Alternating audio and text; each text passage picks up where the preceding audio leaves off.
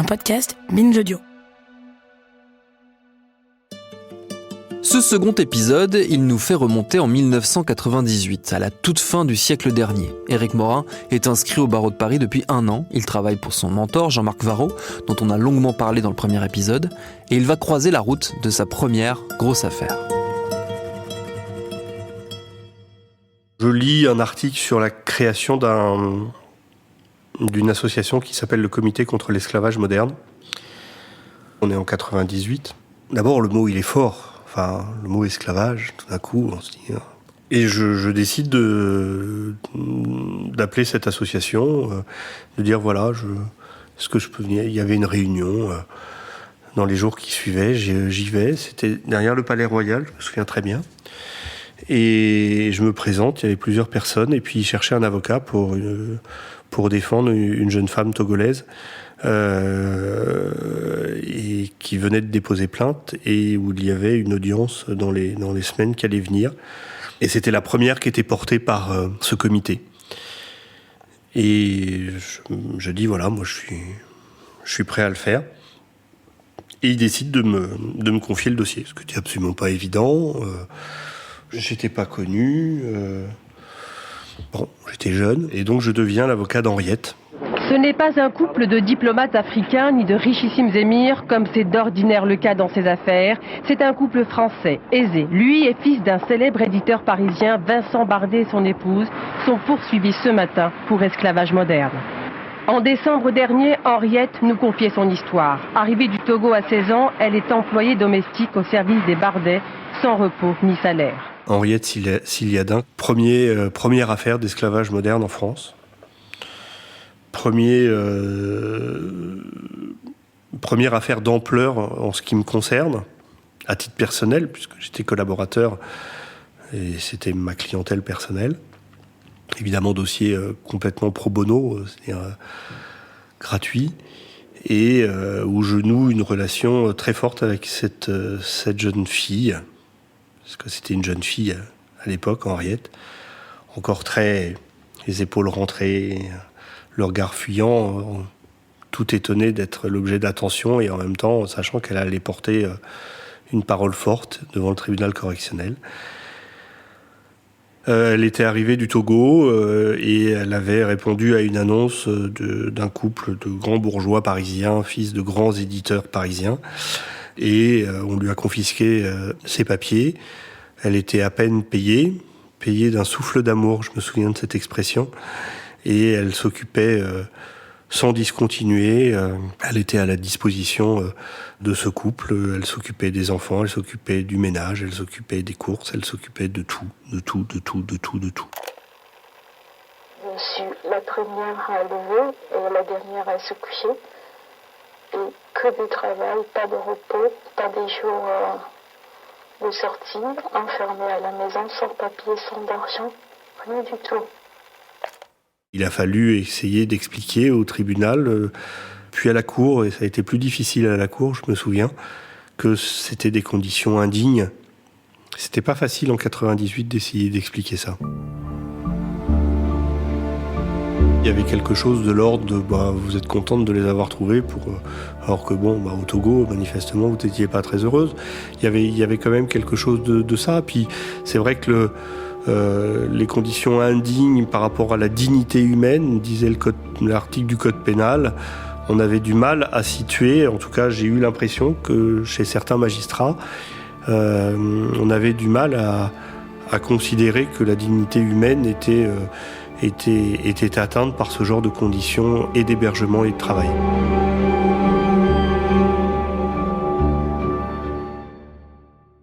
C'est la deuxième qui arrive en justice et elle est à cet égard symbolique. Le réquisitoire a été lourd, 1 an de prison ferme pour le couple d'employeurs, 200 000 francs d'amende et la privation de leurs droits civiques. Henriette, j'ai des nouvelles plusieurs fois dans l'année. Elle est venue garder mes enfants par la suite. On déjeune, on se voit, on se parle encore. Et ça a été la première fois de ma vie que je me suis confronté aux médias, que j'ai découvert ce que c'était qu'une affaire médiatique. Je me souviens d'être sorti de cette audience correctionnelle avec une forêt de micros. Voilà, et c'est vraiment l'affaire qui m'a marqué et qui a commencé aussi à me donner quelques... que je voyais déjà dans le cabinet chez Jean-Marc Varraud, parce que on voyait défiler le nombre de journalistes, mais qui m'a un petit peu appris à faire par moi-même aussi, et à nouer des liens très forts avec des journalistes de la presse judiciaire, qui sont ensuite devenus parfois même des amis. Dans la foulée de ce dossier, il y a dans la carrière de notre avocat une autre étape décisive, le concours de la conférence des avocats du barreau de Paris. Un concours d'éloquence qui existe depuis 2 siècles. Tous les ans, 12 jeunes avocats sont élus par leur pairs et deviennent secrétaires de la conférence, un statut qui, entre autres, leur donne l'accès aux affaires dites sensibles, criminelles pour la plupart, dont ils doivent assurer la défense pénale d'urgence. De quoi vous faire changer d'échelle.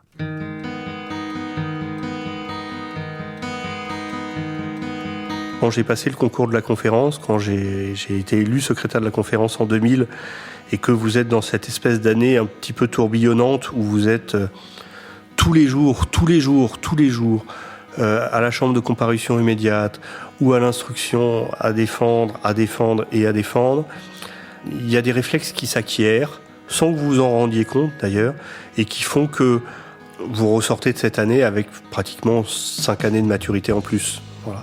Ça a été un accélérateur, c'est un accélérateur de particules professionnelles incroyable, la conférence du stage. Il y en a d'autres, mais celui-là, il est encore une école d'accélération professionnelle unique. Et c'est bien aussi que les autres barreaux, et que pas seulement Paris, continuent à perpétuer cette tradition.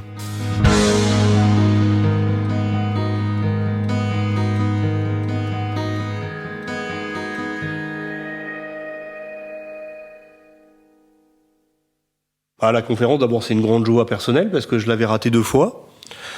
Donc, on a quand même un très très gros ego quand on est avocat, donc et encore plus quand on est jeune avocat. Ça diminue avec le temps, j'ai l'impression. Donc, je l'avais assez mal pris. Et puis, je suis élu à la 3e tentative. C'était l'époque où il y avait pardon encore pour les plus jeunes, c'était Love Story, la première émission de télé-réalité. Et finalement, on avait l'impression de vivre dans un loft à 12, parce que véritablement, pendant une année, on a vécu à 12. On se voyait tous les jours, on se parlait tous les jours.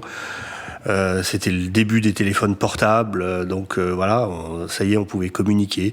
On faisait aussi beaucoup la fête. On défendait toute la journée. Enfin bon, voilà, moi j'ai perdu 10 années de sommeil que j'ai eu du mal à récupérer par la suite. Et puis je me suis fait des amis pour la vie. On est encore extrêmement proches. On est une bande de 6 à se voir toujours, encore la semaine dernière. C'est prestigieux, on le voit aussi un peu comme ça à ce moment-là. Mais en réalité, le plus important, c'est ce que ça apporte comme formation. Voilà. C'est une formation sur le tas, comme ça, pratiquement du jour au lendemain. Qui disparaît un peu aussi du jour au lendemain, parce qu'à la fin de l'année, voilà, c'est fini. Les dossiers ne tombent pas, alors qu'ils tombaient comme à Gravelotte 3 ou 4 fois par jour. C'est une année d'une densité extrême. Et j'étais dans un cabinet où il y avait 3 associés qui étaient tous les 3 anciens secrétaires de la conférence. J'ai eu encore plus l'impression de rentrer dans la famille. Et c'est d'ailleurs après cette année de conférence que je suis devenu associé dans ce cabinet.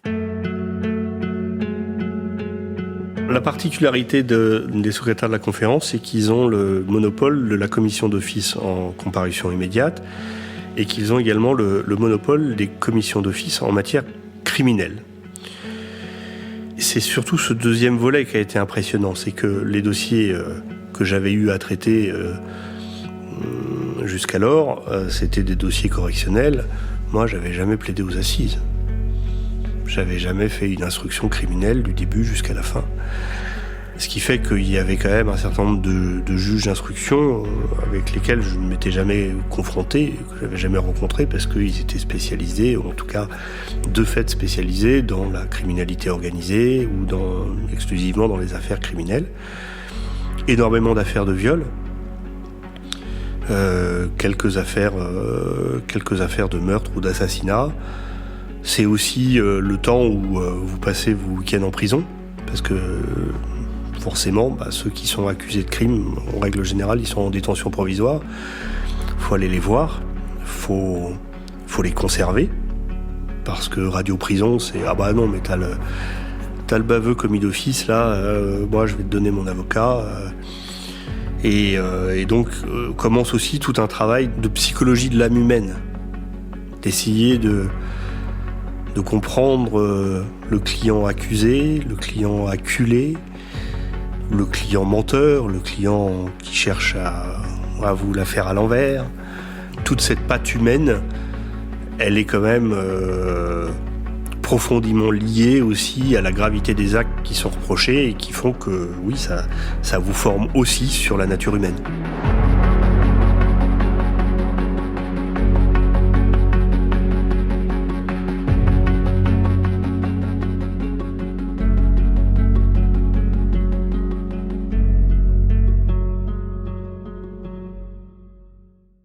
Il y a cette affaire où j'ai été commis d'office pour une personne accusée de viol en récidive, que je défendrai pendant toute l'instruction, pour laquelle je plaiderai l'acquittement devant la cour d'assises.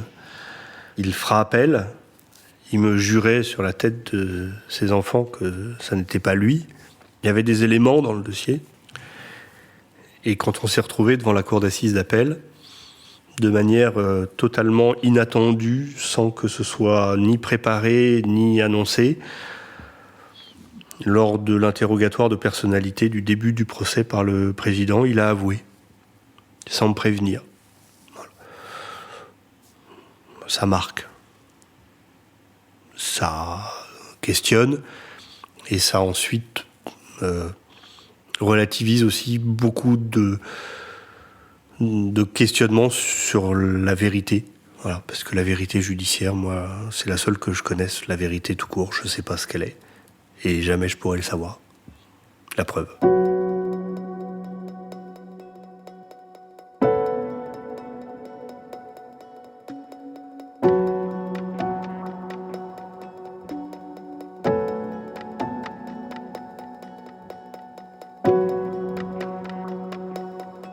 On ne peut pas s'empêcher d'aimer les assises. Mais c'est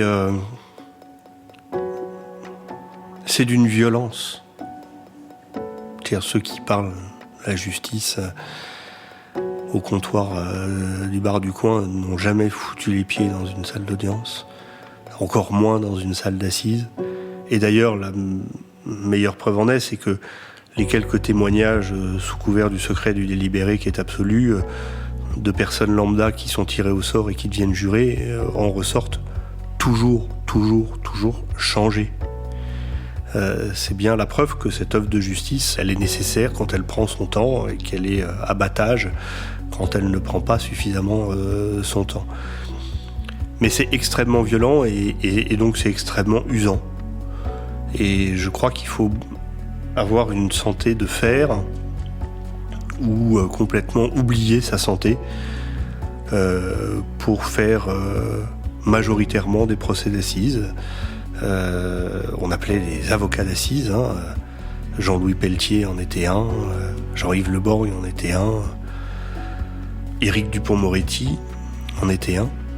C'est pas si facile et je crois que sur le long terme, ça tue.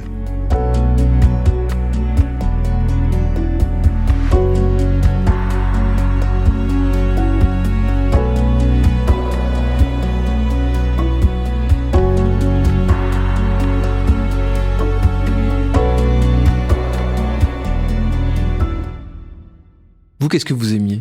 Pas dans les assises, mais justement, quelles affaires ? Moi, les affaires de presse, je les adore. La 17e chambre correctionnelle, je vais plaider demain ma dernière affaire devant la chambre de la presse. C'est une chambre totalement atypique. On pourrait même dire que c'est une chambre scandaleuse, parce que c'est une chambre qui va prendre 2 heures, 3 heures, 4 heures, parfois 3 jours sur un dossier où on ne parle finalement que de mots qui ont été dits publiquement. Je ne dis pas que c'est pas grave, je dis juste que c'est peut-être un petit peu moins grave que lorsque vous êtes en comparution immédiate et que vous encourez 10 années d'emprisonnement. Mais c'est cette grande tradition française fondée sur cette loi de 1881 dont on a fêté le 150e anniversaire il y a une poignée d'années. C'est cette création même prétorienne, parce que c'est la jurisprudence qui qui a donné ce qui est diffamatoire, ce qui est injurieux. Aujourd'hui, ce qui était injurieux il y a 20 ans ne l'est plus aujourd'hui. Donc ça dit aussi quelque chose de l'évolution de notre société. Évidemment que l'irruption du numérique et des réseaux a considérablement changé la donne. Il y a 10 ans, 100% des affaires qui étaient jugées parce que ça avait été écrit dans un journal ou dit sur une radio ou à une télévision. Aujourd'hui, pratiquement 90% des affaires de presse, ce sont des propos qui sont tenus sur des réseaux sociaux. Et donc, il y a une sorte d'adaptation aussi de ces magistrats par rapport au numérique, et où on a une liberté de ton, quelque chose où à la fois on ne se prend pas au sérieux, mais où on dit que c'est très sérieux. Parfois c'est un peu théâtral. Et puis on parle des mots, on parle de la langue. On essaye de définir, de contextualiser. Et finalement, ce sont des procès où la violence est quand même nettement moindre et où le plaisir est nettement plus intense.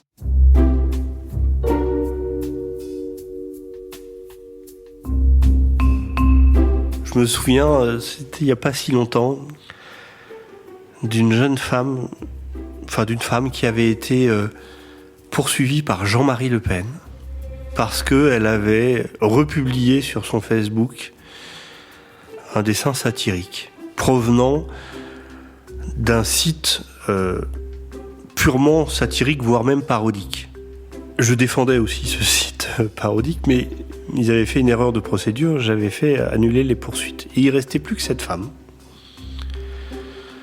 mais qui l'a fait juste parce qu'elle avait trouvé le dessin drôle, sans aucune même conscience politique.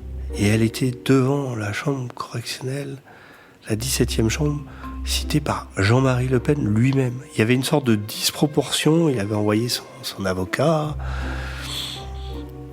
Et elle était là, et il y avait eu une sorte de moment d'audience où le tribunal s'était assez vite rendu compte qu'il y avait cette disproportion abyssale entre ce qu'elle avait fait, c'est-à-dire qu'elle avait juste republié un dessin en cliquant sur republier, et puis la poursuite.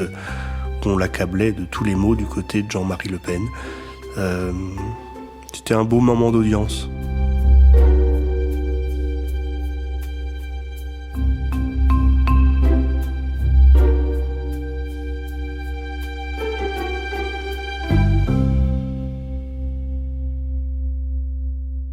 À suivre.